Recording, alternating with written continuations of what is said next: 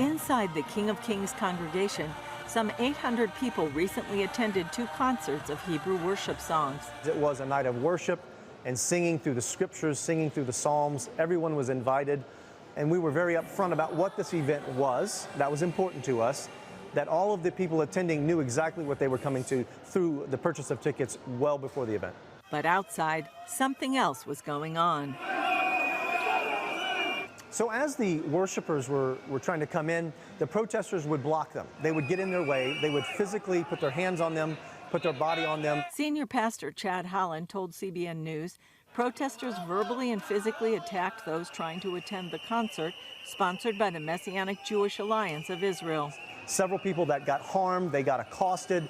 We were being told of several people who got hurt. In addition to that, there was quite a loud noise-making group, and eventually this group of protesters, and we might even say violent protesters, grew to between 80 and 100 people. While Holland commended police for bringing order, he felt more could have been done to prevent the situation. We want to say thank you to the police. They did such a good job. They were so brave and courageous.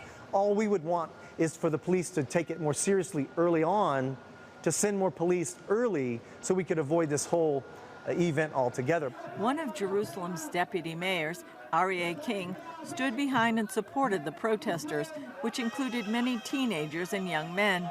Others cheered them on from above. It's people who have a very warped view of what the Christian community is. They feel that most of the Christians in Jerusalem are there missionizing young Jews. I've tried to explain to them many times that that's not the case. Another Jerusalem deputy mayor, Fleur Hassan Nahum, told CBN News she and other leaders tried to convince King what he was doing was wrong. It was very negative, incendiary. The mayor condemned it, half the city council condemned it, and told him to his face that all he was doing is inciting hatred. While she says the group is small, Hassan Nahum is still concerned about the violence against Christians. Well, I would like to think that we do our utmost to protect all minorities. I've been involved in a campaign to get rabbis to condemn any type of violence or protests. So it's not the mainstream, and it's not even the mainstream Orthodox, and it's not even the mainstream national religious. It's a small marginal group, a few bad apples that ruin the basket. Phaedra Shapiro, who heads the Israel Center for Jewish-Christian Relations, sees it as democracy in action. It was clear that the police were protecting the rights of concertgoers. I mean, this is still a democratic country, and that includes the democratic right to protest, so long as it doesn't harm law and order. On the other hand, she's concerned about the growing dispute. There is a growing polarization in Israel, and that really has nothing much to do with Jews and Christians, and everything to do with politics and a certain sector that feels emboldened to act in increasingly undemocratic and sometimes brutal ways. While Israelis may be sensitive to the idea of missionary activity, Shapiro believes those who would protest a Christian event are relatively few.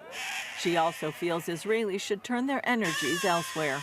I think that our mission as Jews in Israel, it seems to me, needs to be building a vibrant Jewish identity among our people and not protesting a music concert. Holland emphasized that there was no intent to evangelize.